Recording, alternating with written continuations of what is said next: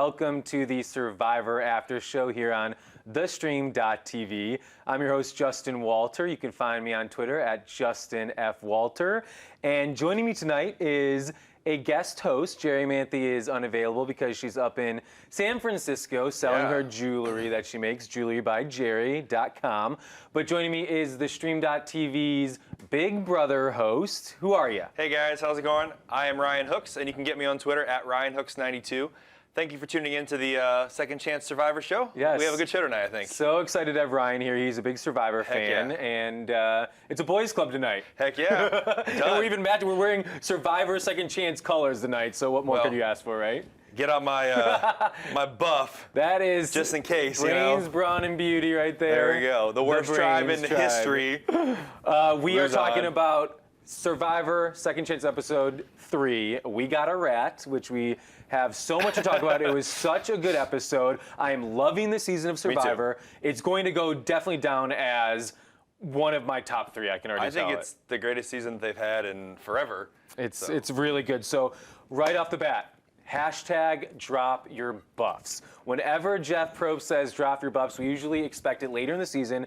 I love that so many of these people did not expect a tribe swap so soon after 2 tribal councils and going from 2 tribes to 3 tribes. And I was reading some articles about everything that they were saying, and they were trying to keep all the players on their toes, and they're also trying to force them to interact in ways that they haven't before in other seasons. So even if people had predicted that this was going to happen, that they weren't sure how it was going to go down, and that way they're interacting in different ways. And what I love is, like we saw in the latest episode, it makes alliances change like that. This season, I think it's going to be more like Big Brother. I've been saying it all along, is you have to play every 3 days. Every 3 days changing up. So, new tribes, we have Takeo, we have Joe, Cass, Sierra, and Keith, and then we have Kelly and Terry swapped over.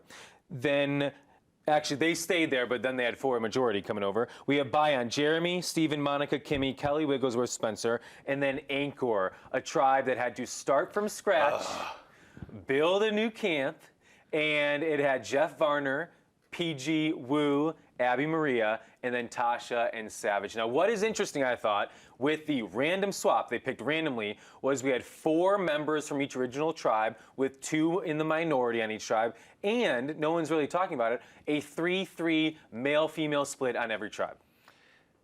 Random. I mean, it had to be right? They were not looking and drawing. It's so good, though. So it's so great, good that it did that. I was hoping that 2 of the tribes would have had more of a 3-3 division to see how it would have played out.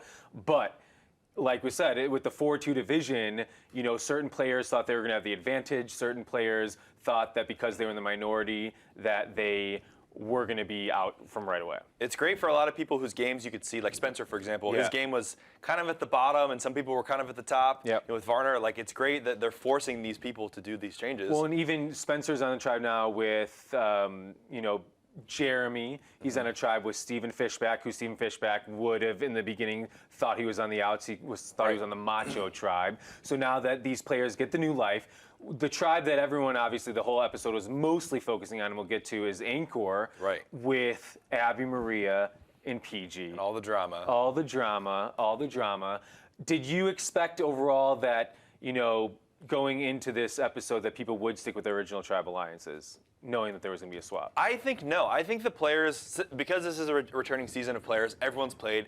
They know how the game runs, and they know that you have to sometimes make new friends and change things up, because if not, you get stuck in a rut and then you get voted out one by one. This is giving them an opportunity to make alliances for later when they merge. And now they have alliances here and alliances there, and it's going to keep things interesting later on. So let's talk about the changing up alliances. Shifting alliances, we have to talk about it. First, we go to Takeo. Let's talk there.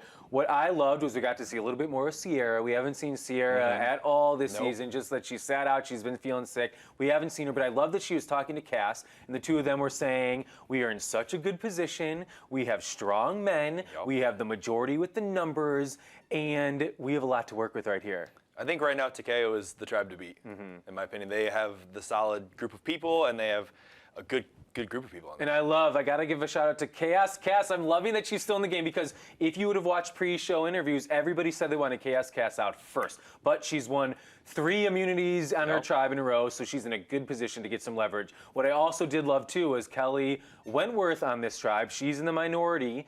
having her and Terry, that moment where Kelly's saying, kicking Terry under the bus, kicking Terry under the bus. He was like, he was looking for the idol every single week. I saw him every day out there looking for the idol. That was really smart for her, especially since she has the idol. Yes. To do that. And I think with Cass, I really liked her in her last season, and we haven't got much of the chaos Cass yet. It's just been Cass, like, trying to get people to feel her out. She's playing a new game because she has to play a new game. But I hope that we see Chaos Cass. I hope she does something. I think she'll return, and what I did like about Kelly Wentworth, her strategy this week was putting the target on Terry because she knows probably one of them will go. So why not bond with Cass and Sierra, who I totally am rooting for those three. I love that that group of three. I hope they can ride it further and keep seeing more of them. So Kelly Wentworth, good work. Sierra, Cass, I love you guys as a trio. Please stay together. I don't see, like I said, I don't see Takeo losing. Yeah. Until they do some other swapping around, because it's a strong group. Yeah. So let's go over to Bion. We have Stephen Fishback, who is saying no more macho male club anymore, and he's excited because he's got new life. I will predict, though, if Bion loses next week, I think that Stephen Fishback will be the first to go, and I think Jeremy would cut him and keep Spencer. We saw the bonding they had. The bonding. What did you think of the bonding between Spencer and Jeremy? It's smart. I know that Spencer's strategy when he played before was really like, like chess. He was playing them like a board of chess, and they're just players. And now they're changing it, and he's trying to be personable. He's trying to connect in a new way. To me, Spencer, I like that you're trying to connect and to be emotional. It was one of the most forced emotional scenes I've ever seen in Survivor. He's trying to bond with Jeremy about being being emotional, about not being emotional with his girlfriend. His girlfriend tells him, I love you, and he hasn't been able to say I love you back to her, and he's getting Jeremy's advice. It just felt so forced, unnatural, and it was hard for me to watch. You could tell Jeremy felt awkward. He was like, when he was like, I couldn't tell her, he goes, oh yeah? Like, it was one of those things where, like, what do you say to somebody that just says this to you? Oh yeah, it just comes to your mind as like, sure, I guess, great. Have you ever said I love you to someone and they didn't say it back? Awkwardly, no. Okay, so that's, Spencer, I feel bad for you. I feel bad for his girlfriend watching that, because she has to, like, publicly see all that. So the one thing that I was a little disappointed was I thought after that moment we were going to see Jeremy say, I'm not buying Spencer. I'm not buying what he's selling because I know he knows he's on the bottom. But we got the opposite. Yeah. Jeremy said, I like this guy. If I can work with him, I want to work with him, and I like it. So it worked on Jeremy.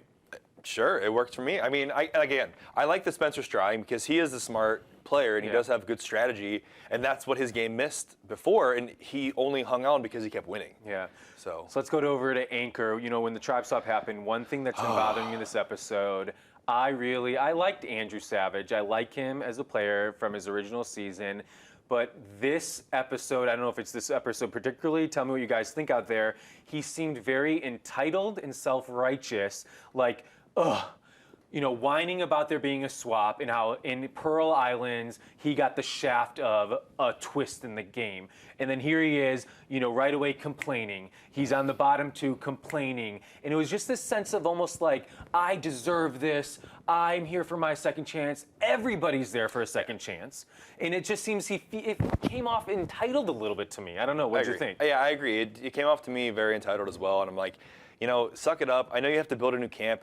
It's not that hard. I mean, I guess it's hard and it's a lot of work, but at the same time, you have 5 other people who are doing the same thing. They left their tribe, and and it was almost in this kind of like a whiny type of attitude. But what I thought was the opposite, which I loved, was how Tasha basically was like, you know what? It's me and Savage here. I have played this game before. I learned from my first time that when I got these cards dealt to me, I am going to make the most of them. And she owned it.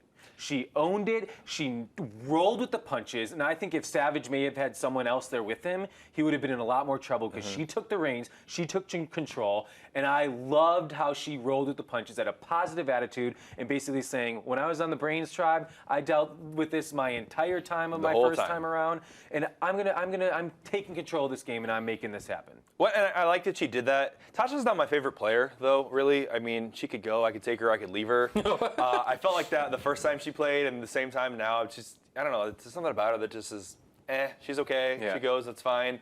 So I did like that, though. That was really cool to see her, owning the situation and taking control, knowing that it's going to suck for a little bit, but then fix it, make it better. And this is where Jeff Varner, I thought, here he is with 3 of his original allies. He's going to just take control of these guys and have the numbers, and Savage or Tasha will go tonight. And, that didn't happen. We saw them immediately. Wu was kind of saying to everybody, let's stick together. And everybody, Abi-Maria, Peih-Gee, and Jeff, yes. And they all voted together last week. And, so it's interesting to see, but everything went downhill at the Immunity Challenge. For Anchor, they lost the Immunity Challenge, and then Jeff Varner lost his lid. He was mouthing to Kelly Wigglesworth what I interpreted right away as Kimmy and Monica. I'm going to do it. That's what it like to me. Kimmy and Monica, basically saying like align with Kimmy and Monica, but he didn't need to do that. Kelly Wigglesworth won the immunity. She wasn't going to tribal council. It would have made more sense to me if he thought she was going to tribal council and like helping her out there. But you're the one going to tribal council, and then Tasha, we got a rat. And I dropped the iPad. Nice catch. But I got Done. it. Saved. We got a rat. And then, all hell broke loose because then he was ratting out Savage for making a deal with him and then making a deal with Peih-Gee, and then Wu was saying, why didn't you make a deal with me? And everyone went crazy. And that was only a little bit of what we saw. Right, what we didn't see. What we didn't see, what I read about, was he basically went off on everybody. Oh, man, I hope they show that. They didn't show it, but there was, interviews with Peih-Gee that she gave that Varner went off on everybody. So at the Immunity Challenge, we've seen, Brandon Hans did something like that at a challenge before, but beyond that, I can't really think of a lot of opportunities during Immunity Challenges where someone loses it to that extreme. You're baffled. Suicide is really what that comes down to. Although I will say this, I think with this season specifically, and more than any other season, I think we're going to see a lot more people being really direct and really upfront about what they're going to do in front of everyone. Saying, I'm voting for this person, vote with me, this is what I'm doing. And I think that that's almost a strategy in itself because people get scared. And they don't know what to do, so they panic. It throws people off. And so I think that we'll see that because these people know that works. And I mean, I liked that Abi-Maria did this week. And it worked. One thing at the Immunity Challenge too was Jeremy previously, he found the clue. They told him where the hidden idol would be at the Immunity Challenge. And he got it on the 3rd chest. And it was hanging on the 3rd chest. And Andy Denhart, or Denard, I said it wrong. Andy, who owns Reality Blurred and writes articles in his recap, he said something that I thought as well. It was like, it was so obvious on the back side of it, whereas if you would have seen it, it would have been like, that's an immunity idol hanging on this side of the chest. But obviously nobody was looking for it besides Jeremy, and he got it right away. He pulled it off really well. And, kudos to Jeremy. Both Jeremy and Kelly from San Juan del Sur, Blood vs. Water 2, have the immunity idols right now. Do you think, I think, there could have been a different spot to hide the idol in the challenge? Where do you think would have been a better spot to hide the idol? I think they should have buried it under the balls and the sticks when they had to go through the obstacles. Okay. That would have been a really good spot for me to hide it. And I agree. I think that it was great that he got it. But one of our people on YouTube, when I was checking the live comments before that was live commenting with us, was saying that they wish that more people knew about the idols being hidden at the challenges so that they would make it harder to get them or people maybe wouldn't go for it. And I wonder, too, if Fishback saw him or if they're going to bring that up because if you were watching, when he left the cart, they were still pulling it past the pole. And Fishback was kind of like, Jeremy, because he got stuck. And Jeremy's running around to grab the idol and then to get on his knees to wait for the key. And so I bet he did. I don't know if he did or not, but so much going on and so intense. It was so intense. Moments. I don't think he did, but if anyone did, it would have been Fishback because he was right there when Jeremy left to get the cart. I think a cool spot to possibly have hidden it in that challenge would have been at the puzzle part. So you had to volunteer to do the puzzle, and while you're doing the puzzle, try and grab it while people are watching you. Or under the wheel, maybe. Or even in the top of the chest, I think would have been interesting. So Takeo with Joe and Cass and Terry and Kelly Wentworth and Sierra, they kicked butt. That tribe kicked butt. They were 2 sections and down. It was neck and neck between Bion and Anchor, and obviously Anchor lost, and then we got to a meltdown at camp. A complete meltdown. The meltdown, at first it looked like Jeff Varner was going. It looked like Abi-Maria wanted to get Jeff Varner out, and then Peih-Gee and Wu had a moment with Andrew Savage, and I rewatched it, and the facial expressions on Peih-Gee's face while Andrew Savage was trying to sell getting Varner out basically gave away she was not buying it. She wasn't selling it. I think in those moments, that's where you have to be like, totally, I'm on board, great idea. And then when Wu said, let me and Peih-Gee talk alone, and then we'll figure it out. I just didn't think they handled it the best No, with not at Andrew all. Savage. And I think that it even goes back a little before that, because there's a scene where they're all sitting in the rain. Yeah. Before all that started happening, and Peih-Gee was all like, Abi-Maria, you're dry. You must be in the best spot. And she's like, I've got my coat on. Like, that's why I'm dry. And there was all this like tension that Tasha pulled out right away. Yeah. And you could tell that the whole tribe was split and divided. Well, and Tasha was super smart in bonding with Abi-Maria. She basically pulled kind of how Terry pulled in Abi-Maria. Abi-Maria was on the bottom, you know, of that 4 if there was going to be a bottom. And Tasha basically befriended her and got her to do it. And the moment in the game, I think that strategically changed it was when Abi-Maria basically flat out said to Peih-Gee and Wu, "I'm voting with them. Like we have 3 votes. You guys decide what you want to do." I'm on the bottom with you 4, so I might as well vote with them because at least I'm one person closer. And Jeff Varner was basically kind of taking a nap and kind of probably collecting his thoughts and gathering himself. And basically, he would do anything like a Sandra moment where if it's not me, I'm in. So when Abi-Maria went to Jeff Varner and said, Peih-Gee, I'm in. But I also think Jeff wants to bring Abby along. Jeff wants to sit next to Abby in the finals because he thinks if he's next to Abby, he's going to beat her. Right, absolutely. Which is way down the line. You know, I think it's a great strategy, but can you really bring Abi-Maria that far? I keep thinking about that because she obviously should have gone the first week, and she hung on, and she's hanging on. I feel like she's just going to be one of those people that's just going to hang on and hang on and hang on, and then who knows that she might make it there just because she's that number 2. You want that number 2 that people don't really like, and you know, why not be her? And basically, Peih-Gee and Wu then finally went to, you know, Savage and Tasha, or Peih-Gee specifically, and said, I want Abi-Maria gone. I can't stand talking to her anymore. They put all the power into Andrew Savage's hands and into Tasha's hand the first time where we have 2 people in a minority of a former 4 that have all the power strategically. And I think that was Peih-Gee's downfall. If she would have just left it alone and said, you know what, I'm just going to vote with the group, how we're going to vote with the group, we'll vote Jeff, we'll split the 2, Jeff and Abi-Maria, you know, whatever, it would have split, and then they could have figured out from there. But because she was flipping around, that was why they wrote her name down. Yeah, and I mean, obviously, Peih-Gee and Wu didn't really talk to, or they maybe talked to Varner and he lied to them because clearly Wu was shocked at Tribal Council. And, you know, once we get to Tribal Council, we can talk more about that. Real quick, we are going to get to Tribal Council, but first, we are going to take a quick break and hear from the stream.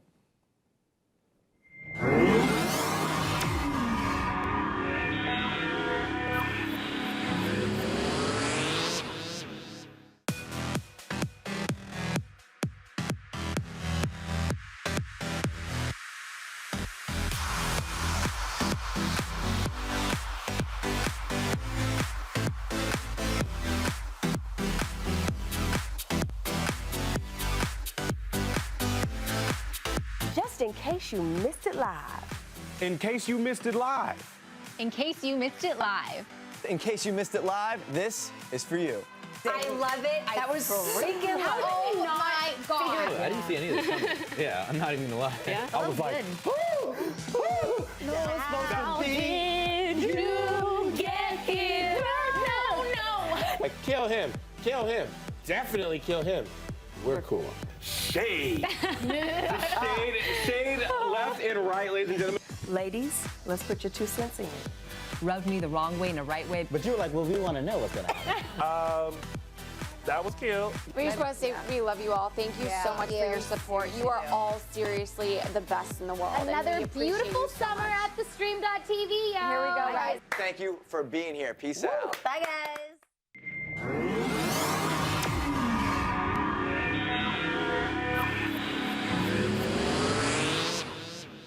Welcome back to the Survivor After Show here on TheStream.tv. We are going to take a look at some fan tweets for last night's episode, Survivor Episode 3, Second Chance. We have Josh Wigler tweeted, it looked like Varner was mouthing Monica, no? I mean, someone's got to mention her, right? It's so funny. I was just talking to you before the show. I was like, where's Monica? Like, we haven't talked to Monica at all. Monica, Kimmy has not been shown Yeah, really. the girls, Sierra, a lot really. of these people. We're not Keith. We haven't seen Keith. A lot of players that we haven't seen a lot of. Another tweet from Corinne, who was obviously a former contestant. She said, "Yikes! To be Spencer's girlfriend watching this episode." I hurts. totally agree. I felt so bad for Spencer's girlfriend watching hurts. that. And then Jeff Varner tweeted this out. This is interesting.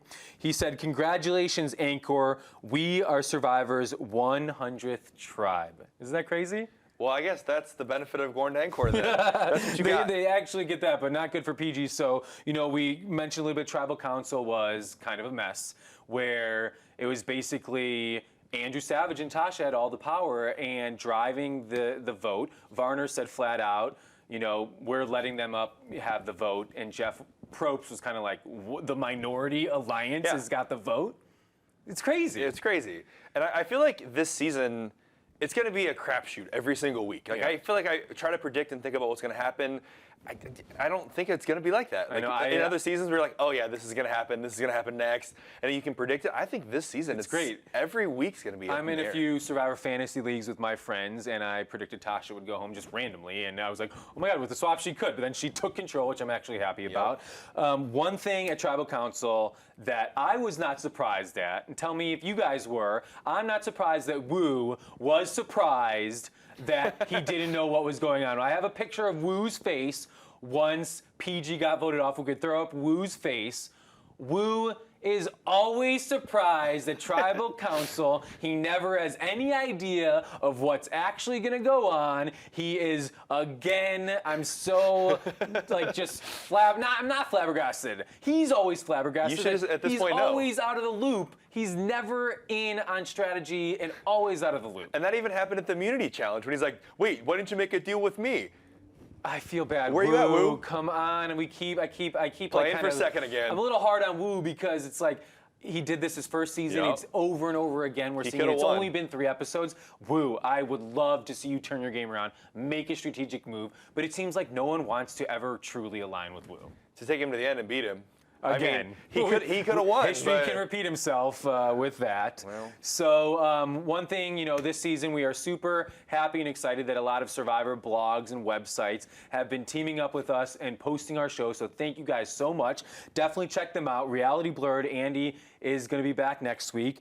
Survivor Fandom, allabouttheT.com, MortysTV.com, and TVFanforums.net, Survivor Digest and Survivor Wiki. There's so many blogs and websites that are putting our show out there. We appreciate it getting out to all the fans. Yeah. And, thank you guys for joining us. We are so happy to be talking about Survivor. We love doing the show. And Jerry will be back next week, and Andy will be back. And I want to thank Ryan for joining us this week. Thank you so much for having me. And in case you guys missed all of the websites that we just shouted out, you can actually go in the description on the YouTube, and they're all listed in there, so you can go check all those websites out. You can follow me on Twitter at RyanHooks92.